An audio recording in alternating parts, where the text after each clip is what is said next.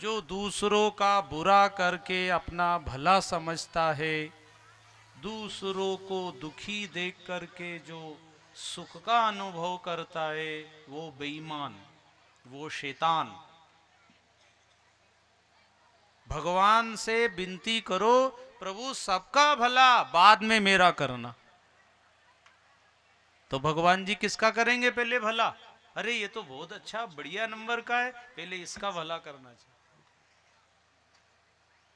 इसलिए भाई बहनों, दूसरों के लिए अगर हम कुछ अच्छा करते हैं, वो घूम फिर के फिल्टर होके वापस हमें ही मिलता है। दूसरों को सुख देने से, लौकिक जो संसार में सुख मिलता है, ये लौकिक सुख देने से हमें अलौकिक सुख, आत्मरस की अनुभूति होती है। जो नश्वर होना है, भाई अन्न बना है, भोजन बना है, परोसो, खिलाओ, खराब भी तो होगा ना, खिला दो। खाने वाले को जो तृप्ति होती है, उससे जो आपको दुआएं मिलती है, वो आत्म रस का अनुभव करा देता है। भाई भोजन में तो रस ले रहे हो आप, अच्छा लग रहा है, लेकिन जिसका अन्न है, जिसके द्वारा मिल रहा है, उसको आत्मरस का भी अनुभव होता है। सुख लेने से प्राप्ति होगी और सुख देने से तृप्ति होगी। तृप्ति, तृप्त हो जाओगे, संतुष्ट हो जाओगे। संतुष्ट सततम योगी, गीता में श्री कृष्ण जी कहते, जो संतुष्ट है, आत्म संतुष्टि सबसे बड़ी संपत्ति। चाहे झोपड़ी में भी रहो, गरीबी में रहो, थोड़ा बहुत को जीवन में उतार चढ़ाव भी आ जावे, होता है। कभी सुख मिलता है, कभी दुख, कभी खूब मान सम्मान, कभी खूब नाचते गाते हैं, और कभी कभी मुंह लटका के भी रहना पड़ता है। आ जाता है ऐसा समय, पर वापस संभल जाना चाहिए, तत्काल उदास नहीं रहना।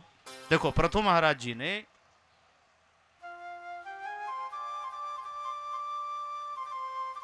भगवान जी से सबके भले की बात कही, सबका भला। भगवान बहुत खुश हुए। अरे तुम अपने लिए तो कुछ मांग लो, तुमने दुनिया के लिए मांगा, अपने लिए कुछ नहीं मांगा। तो प्रभु अगर आप देना चाहते हैं तो आपकी कथा गुणानुवाद सत्संग खूब सुनता रहूं, ऐसी ताकत दे दो, 10,000 कान की शक्ति ये 2 कान में आ जावे, खूब सुनो। सुनते सुनते मैं तृप्त नहीं हूं, और सुनो और सुनो और सुनो। भगवान ने कहा वाह, तेरे को मेरी कथा कीर्तन से इतना अनुराग है। भगवान ने आशीर्वाद दिया, और फिर सारी पृथ्वी के लिए भगवान ने गैया मैया को कहा, गाय धरती माँ का रूप धर के गैया मैया आएगी, गाय की सेवा करना, गाय खुश हो जाएगी तो तुम्हें सब कुछ मिल जाएगा। गावः सर्व सुख प्रदाह।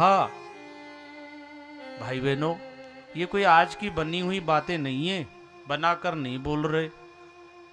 गावो ममाग्रतः संतु, गावो में संतु पृष्ठतः, गावो में सर्वतः संतु, गवाम मध्य वसाम्य हम। भगवान कहते मैं गायों के बीच में रहता हूँ। आप पीछे चित्र देख रहे होंगे, गाय के आगे पीछे आप बीचों बीच भगवान को देखते हो। गायों के बीच में झुंड में भगवान रहते हैं। इसलिए गौशाला में जो कथा है आप जरूर आना। खातेगांव मध्य प्रदेश, 17 अप्रैल से 23 अप्रैल, वैशाख बदी कृष्ण पक्ष नवमी तिथि से अमावस्या की तिथि तक कथा होगी। तो गौशाला में गैया मैया के दर्शन होंगे, भगवान की कथा सुनने को मिलेगी, जरूर आना। गाय में सारे देवी देवता का निवास, गाय में सारे तीर्थ हैं। ये कोई बना के नहीं कह रहे। गौ की सेवा करने वाले के भाग्य भी बदल जाते हैं। हाँ, हाथ की रेखाएं अगर ठीक नहीं हैं तो इधर उधर हाथ पांव मत दिखाते फिरो। कोई कोई कहते जरा मेरा हाथ देखना तो क्या लिखा है, क्या लिखा है। अरे अच्छे कर्म करो, माता पिता की सेवा करो, गौ माता की सेवा करो, गरीब की सेवा करो, तो ये रेखाएं बदल जाएगी। ये बदलती रहती है, एक जैसे नहीं रहेगी अच्छे कर्मों से। ये मत कहो कि मेरी किस्मत ही खराब है। तो जिनके हाथ ही नहीं है वो उनकी भी तो किस्मत है, वो भी तो खा रहे हैं। हाँ, अगर है और आप कह रहे हो कि मेरी रेखा ठीक नहीं है, तो गाय के गोबर उठाया करो, मतलब सेवा करना। किसी को गाय की सेवा करने में शर्म आती है, नहीं करना। भगवान ने जिनकी सेवा की है, इसलिए गाय को स्पर्श करना, उससे भी बीमारी दूर होती है। गाय के गल कंबल को जब हम ऐसा हाथ फेरते हैं तो कई बीमारियों से बच जाते हैं। सूर्य के तो ऐसी नाड़ी है गैया मैया में, जो सूर्य नारायण भगवान के प्रकाश होने से वो सब किरणें खींच लेती है गैया मैया। इतनी शक्ति, गाय का दूध अमृत के समान है। जो बचपन से देसी गैया मैया का दूध पीता है, गौरांग गैया का दूध पीता है, वो कभी दारू पी नहीं सकता। हाँ, वो कभी भ्रष्टाचार नहीं कर सकता, वो कभी मांसाहार कर नहीं सकता। इतनी शक्ति है दूध में। वो बुद्धि ऐसी बना देगी, बुद्धि की शुद्धि हो जाएगी। तो पृथु महाराज ने खूब गौ सेवा की, सर्वत्र अच्छी वर्षा होती, अच्छी फसल होती, कोई बीमारी नहीं हुई। अभी देखो ये चाइना वाले उन कितने परेशान हो रहे, भागते फिर रहे। सारी सरकार कह रही अब क्या होगा, कुछ बचने के साधन नहीं। इसलिए भाई बहनों, गौ की सेवा करो, रक्षा करो, और जहाँ गौशाला है वहाँ मदद करो। ऐसा नहीं कि हम मध्य प्रदेश की कह रहे हैं, आपके महाराष्ट्र में भी जहाँ गौ सेवा होती है, अपनी तरफ से जितना बने आप सहयोग करो। ये गाय की महिमा तो सर्वत्र समान है। ऐसा नहीं कि हम बोल रहे तो आप हमें ही सहयोग करो। हमारा अभी निर्माण कार्य चल रहा है, इसलिए आपसे कहा। ये दान पात्र लगे हुए हैं, वहाँ हमारा कार्यालय भी बना है, वहाँ हमारे कार्यालय में हमारे भाई बैठे हुए हैं, उनके द्वारा आप रसीद भी बना सकते हैं। दान पात्र में गुप्त दान देना चाहे तो पेटियों में डाल सकते। सहयोग गौ सेवा के निमित्त से जैसा बने कर सकते। तो पृथु के राज्य में फिर समय पे वर्षा होती थी, जितनी जरूरत होती उतना पानी गिरता था। हाँ, जब सब दूर बोनी हो जाती, किसान लोग कहते प्रभु अब वर्षा करो, तो पानी गिरता था। वाह। और एक बार फसल बोते 7 बार काटते थे। क्या मतलब? जैसे वो चरी आती वर्षी में, क्या बोलते हैं आप, गाय भैंस खाती है हरा घास, एक बार काट लो वो फिर उग जाता है। आपके इधर होता है ऐसा? घास, घास बोलते हैं। हाँ, उसको एक बार काटो वो फिर आ जाता है, दूसरी बार काटो फिर आ जाता है। ऐसे फसल होती थी 7-7 बार। धर्म के बल पे इतना प्रभाव पड़ गया था। तो सर्वत्र खुशी हो गई, खुशहाली, अच्छी वर्षा, अच्छी फसल, सब निरोग रहते, कोई बीमारी नहीं, सब धर्म पे चलते, कोई दारू मांस नहीं, जीव हिंसा नहीं, कोई लड़ी झगड़ा नहीं। अब ऐसी शिक्षा मिलती थी, अब जिसको बुरी शिक्षा दी जा रही वो तो अधर्म अन्याय करता है, शराब मांसाहार जीव हिंसा पाप करते हैं, उसका नतीजा भोगना पड़ता, परिणाम उसका दुखदायी होगा। इसलिए अपने घरों में, अपने परिवार में, अपने गांवों में अच्छे आयोजन हो और उसमें तन मन धन समय लगाओ, ताकि अपने गांव में अच्छी फसल हो, अच्छा काम हो, सब लोग हिल मिल करके रहें।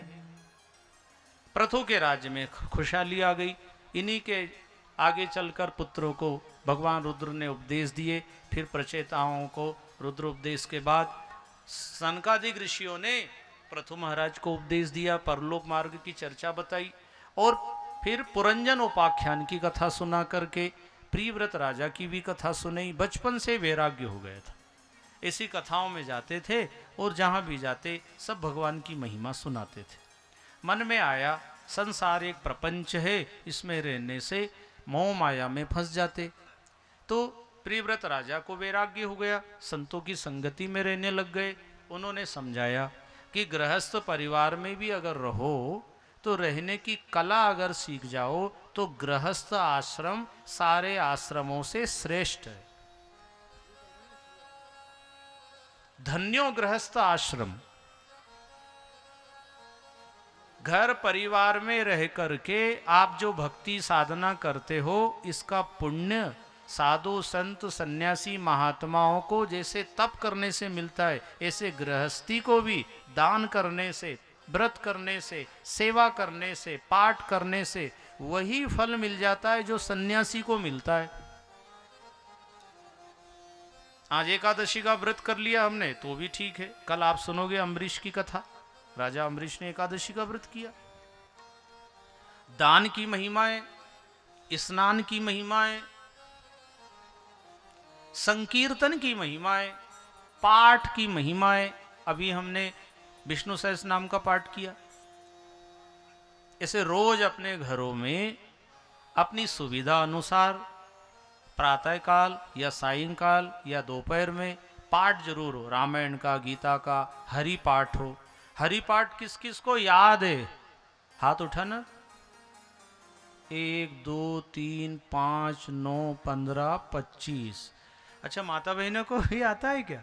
चलो इनके लिए जोरदार ताली बजाओ।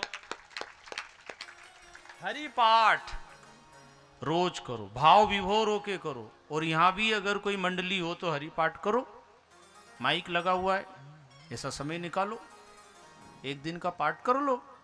हरि पाठ कितना समय लगता है? हरि पाठ 1 घंटा, आधा घंटा, ठीक है, करो। माता बहन भाई